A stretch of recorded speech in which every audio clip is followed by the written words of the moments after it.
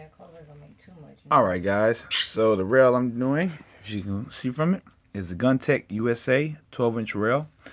I'm just gonna do a quick review on it and kind of give you my opinions, personal things I would use it for. Okay. So first thing, this is the 12-inch Guntec USA rail. Did come with this proprietary aluminum barrel nut. You see right here. If you order this from VT Supply, you also have the choice of getting the steel barrel nut. And personally, I would recommend the steel barrel nut just because of the fact of, look, I've only torqued it down one time. As you know, you should torque it down at least 3 times, tighten it, loosen it, tighten, loosen it. And it's already kind of deforming a little bit. So I would say order it with the steel barrel nut. But then if you do that, you kind of, if you're going to spend $100 on a rail, I would much rather have the UTG super slim rail. And I'm going to tell you why I would say that over this, because this is not a bad rail. I do want to say this for the dollar value, it's great. Comes in, I believe, 9.3 ounces with the barrel nut, which is great. 9.3 is great, guys. Even the UTG, I believe, is the 13 is 11 ounces, so it is lighter than that. This is a 12-inch. There's a 13. And the reason why I'm kind of comparing this to the UTG is for the price point.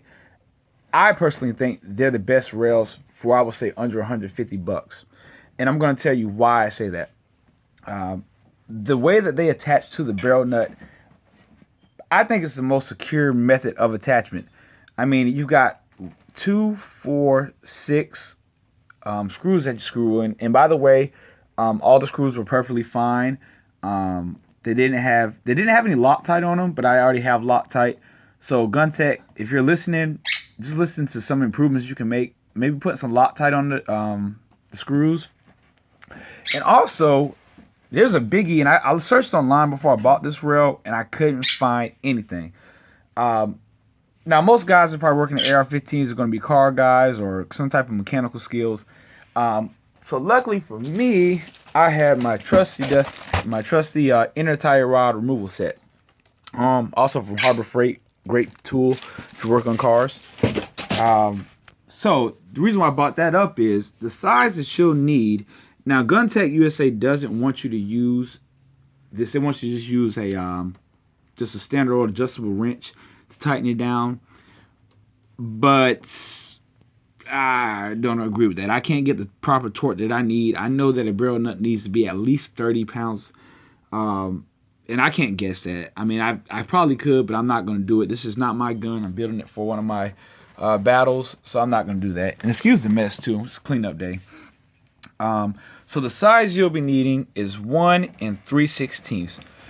So if you are getting a crescent wrench, this is the size you need, 1 3/16. And as you can see on the barrel nut, putting that on there, it's got a little wiggle, but I mean, once you go ahead and tighten it down, it fits perfectly.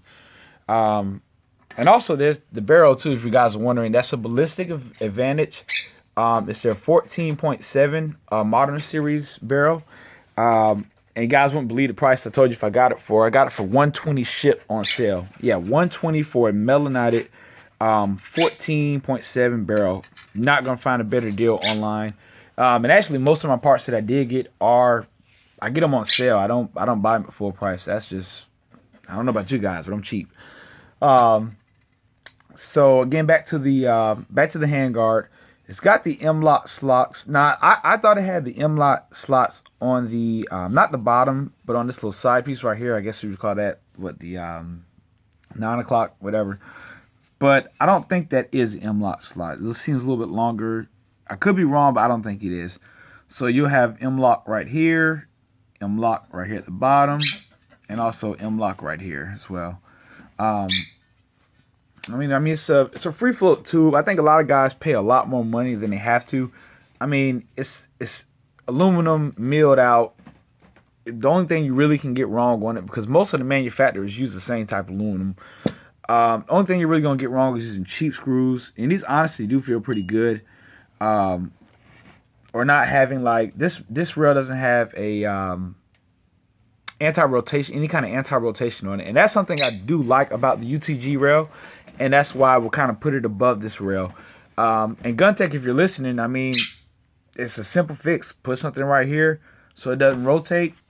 And you just put another feature on your rail that probably didn't cost you much more manufacturing. That's another suggestion. And also the M-Lok slots. Maybe put them right here as well. I mean, why not? You know, if you're going to do it all out. Same thing up here too. I would put them there. Some guys like to put flashlights up there, so I would kind of maybe put some right there as well. Another thing that kind of shows that this is a budget rail, as you can see, there are no T-mark slots whatsoever. None. So, I mean, like I said, guys, I mean, if I'm, my next rail, I'm probably going to spray. I always spray paint my guns. So, for me, it's not really a biggie. Some guys, it is.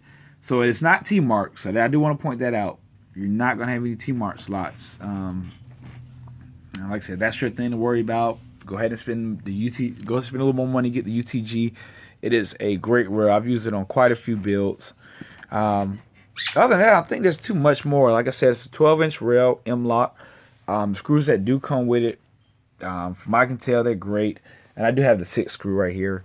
The barrel nut, like I said, is aluminum. Most manufacturers, if you get from like VT Supply, you can order it with the steel barrel nut. And like I said, I would recommend that. I don't really trust aluminum barrel nuts. It's going to be heating up, cooling down, heating up, cooling down. So I may do a long-term test on that eventually. But like I said, other than that, if you guys got any questions, just leave a comment and I'll respond back.